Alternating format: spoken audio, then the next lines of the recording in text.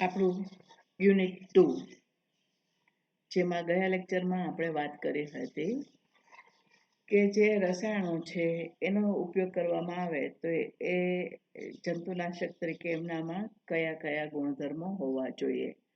આજે આવા જે રસાયણો છે કે જેનો આપણે સ્ટરીલાઇઝેશન એટલે જંતુનાશક તરીકે ઉપયોગ કરીએ છીએ, એમાંનું પહેલું રસાયણ છે ફિનોલ અને તેના સંયોજનો.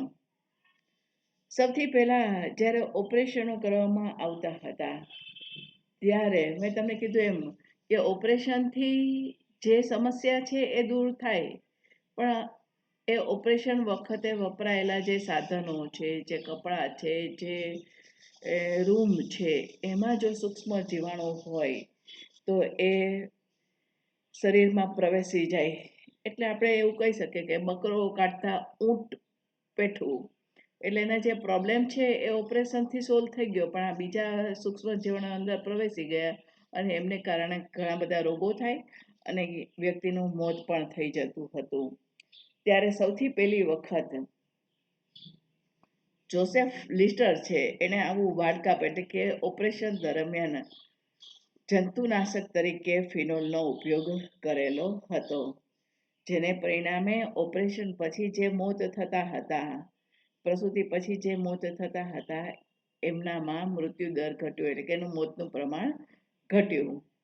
સામાન્ય રીતે સૌથી પહેલું જે ફિનોલનો વપરાશ થયો એમને સૌથી આદર્શ જંતુનાશક તરીકે ગણી અને પછી બીજા જંતુનાશક છે એની સૂક્ષ્મ જીવાણુ નાશ કરવાની શક્તિ કેટલી છે એ ફિનોલ સાથે સરખાવીને કરવામાં આવે છે. સામાન્ય રીતે ફિનોલનું જે પાણી છે એ 5% જેટલી સાંદ્રતા ધરાવતું હોય, એટલે કે 1 લીટરમાં 5 ગ્રામ જેટલું એ ઉમેર્યું હોય એવું એ હોય તો એ સજીવ કોષો છે એ સજીવ કોષોનો નાશ કરે છે, પણ એ બીજાણુનો નાશ કરતા નથી. હવે બીજાણુ એ મેં તમને બહુ શરૂઆતમાં કીધું કે કોને કહેવામાં આવે, બીજાણુ. તો એ બીજાણુનો નાશ કરતા હોતા નથી. ફિનોલ છે એ મનુષ્ય માટે ઝેરી છે અને એની વાસ પણ બહુ ગમતી નથી હોતી. એટલે વર્તમાન સમયમાં અત્યારે આપણે ફિનોલનો ઉપયોગ કરતા નથી, એનો ઉપયોગ ઘટવા લાગ્યો છે અને એની જગ્યાએ બીજા જ ફિનોલ જેવા રાસાયણિક ગુણધર્મ ધરાવતા કે એનાથી પણ વધુ શક્તિશાળી છે અને ઓછા હાનિકારક છે એવા પદાર્થો વાપરવામાં આવે છે, જેમની અંદર કેસોલ છે, લાયસોલ છે, કે જે ફિનોલનું જ વ્યુત્પન્ન છે.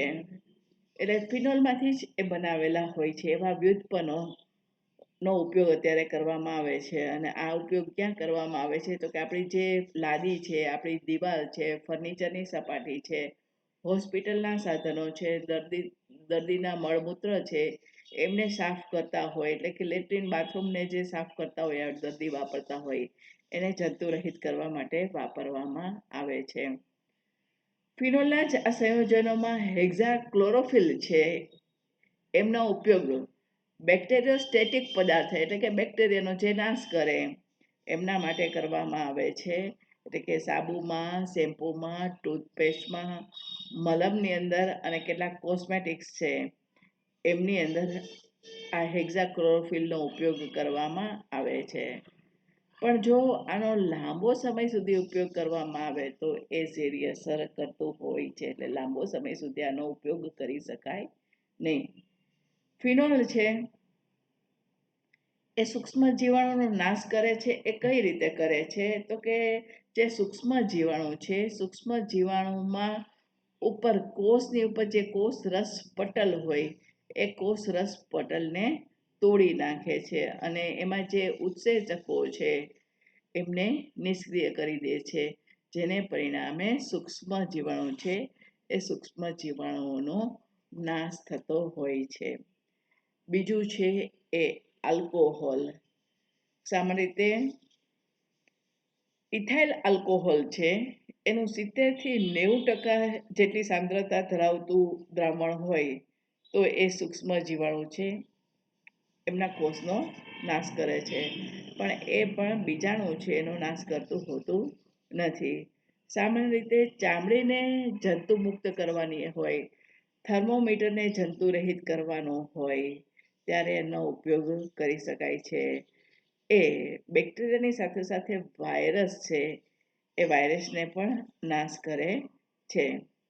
અને સૂક્ષ્મ જીવાણુનું આ કાર્ય કઈ રીતે કરે છે? તો કે જે સૂક્ષ્મ જીવાણુ છે એ સૂક્ષ્મ જીવાણુની અંદર જે પ્રોટીન છે એ પ્રોટીનનો નાશ કરી નાખે છે અને પ્રોટીનનો નાશ થતાં સૂક્ષ્મ જીવાણુ છે એનો નાશ થતો હોય છે. ત્યાર પછી ત્રીજું છે હેલોજન યુક્ત સંયોજન. આપણે કેમેસ્ટ્રીની અંદર હેલોજન સમૂહ આવ્યો હતો. જે હેલોજન સમૂહ એટલે એમાં ચારનો સમાવેશ થાય છે: ક્લોરીન, ફ્લોરીન, બ્રોમિન અને આયોડીન. આ ચારેયને હેલોજન સમૂહ તરીકે ઓળખવામાં આવે છે. એટલે આપણા કાર્બનિક સંયોજનોનું કેમેસ્ટ્રીનું જે હતું એમની અંદર આવી ગયું. એટલે આમની અંદર હેલોજન સમૂહમાં આયોડીન છે, ક્લોરીન છે અને થોડાક અંશે બ્રોમિન એ જંતુનાશકનો ગુણધર્મ ધરાવે છે. અને એ શું કરે છે? તો કે ઓક્સિડાઇઝિંગ એજન્ટ તરીકેનું કાર્ય કરે છે. અને એ સૂક્ષ્મ જીવાણુ છે, સૂક્ષ્મ જીવાણુના કોષના પ્રોટીન છે, એમનું કાર્બોહાઈડ્રેટ્સ છે, એમનો નાશ કરે અને અંતે શું થાય? તો કે સૂક્ષ્મ જીવાણુનો નાશ થાય છે. તો આ હેલોજન સમૂહમાં પહેલી વાત કરીએ છીએ એ આપણે કરીએ છીએ આયોડીન અને તેના સંયોજનો.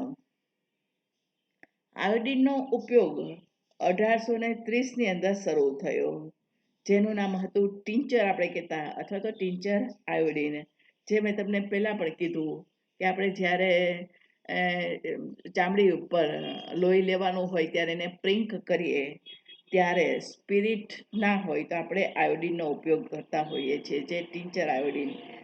આ પ્રિંક કરીએ છીએ, ઇન્જેક્શન આપીએ છીએ અથવા તો ડ્રેસિંગ કરતાં પહેલાં એ ભાગને આપણે જ્યારે સાફ કરીએ છીએ ત્યારે એમના માટે આ આયોડીન છે એનો ઉપયોગ કરવામાં આવે છે.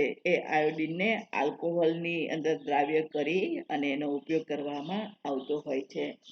આ આયોડીન છે એ બીજાણુનો પણ નાશ કરે છે, ફૂગનો પણ નાશ કરે છે, વાયરસ અને પ્રજીવ આમ બધા જ પ્રકારના સૂક્ષ્મ જીવાણુઓનો એ નાશ કરે છે. ચામડી ઉપર જ્યારે જંતુનાશક તરીકે ઉપયોગ કરવાનો હોય ત્યારે આમનો ઉપયોગ કરવામાં આવે છે. અને ક્યારેક ખોરાક, વાસણ અને પાણી અને હવા છે એને જંતુમુક્ત કરવા માટે પણ આને વાપરવામાં આવતું હોય છે. ત્યાર પછી બીજું છે એ ક્લોરીન અને તેના સંયોજનો. સામાન્ય રીતે ક્લોરીન વાયુ છે એ પાણીમાં દ્રાવ્ય છે, એટલે પીવાના પાણીનું જ્યારે સૂક્ષ્મ જીવાણુ રહિત એટલે કે એનું શુદ્ધિકરણ કરવું છે, સ્વિમિંગ પુલના પાણીનું શુદ્ધિકરણ કરવાનું છે ત્યારે સોડિયમ હાઇપોક્લોરાઇટ કે જે ક્લોરીન ધરાવે છે એટલે કે ક્લોરીનનું સંયોજન છે એમનો ઉપયોગ કરવામાં આવતો હોય છે. એટલે આપણે રૂટીનમાં બોલતા જ હોઈએ છીએ કે પાણી છે એમાં ક્લોરીનની સ્મેલ આવે છે. તો એ આપણે જ્યારે ગવર્મેન્ટમાંથી જ્યારે પાણી મળતું હોય છે ત્યારે આવી રીતે ક્લોરીનનું શુદ્ધિકરણ કરવામાં આવે છે. અને આવી હાઇપોક્લોરાઇટની ટીકડીઓ પણ સામાન્ય રીતે વ્યક્તિઓ વાપરતી હોય છે કે જે પાણીમાં નાખે અને પાણીને શુદ્ધ કરવામાં આવતું હોય. એટલે કે જ્યારે મોટા જથ્થામાં પાણીનું જ્યારે શુદ્ધિકરણ કરવાનું હોય ત્યારે આ પદ્ધતિ છે એ સૌથી વધારે ઉપયોગી બનતી હોય છે. એવી જ રીતે ડેરી ઉદ્યોગમાં પણ પાણી વપરાય છે, ખાદ્ય પદાર્થોમાં પણ પાણી વપરાય છે, રેસ્ટોરન્ટમાં પણ વપરાય છે. ત્યારે ત્યાં પણ આપણે શુદ્ધિકરણ કરવાનું હોય, દૂધની બોટલો છે એ એમને ભરાય તો એમની અંદર સૂક્ષ્મ જીવાણુ રોગ કરી શકે, એટલે દૂધના પોષણની બદલે આપણને રોગ પ્રાપ્ત થતા હોય એવું ના થાય. તો એમના માટે બધાને બધી જ વસ્તુઓ, બધા જ પાત્રો જે વપરાતા હોય છે બધાને સ્ટરીલાઇઝ કરવામાં આવતા હોય છે. ત્યારે એમની અંદર કેલ્શિયમ હાઇપોક્લોરાઇટ એનો જંતુનાશક તરીકે ઉપયોગ કરવામાં આવે છે. એટલે કે ક્લોરીન અને એના સંયોજનો થયા કેલ્શિયમ હાઇપોક્લોરાઇટ અને હાઇપોક્લોરાઇટ એ ક્લોરીન અને એના સંયોજનો છે કે જેનો આપણે સૂક્ષ્મ જીવાણુની અંદર ઉપયોગ કરતા હોઈએ છીએ.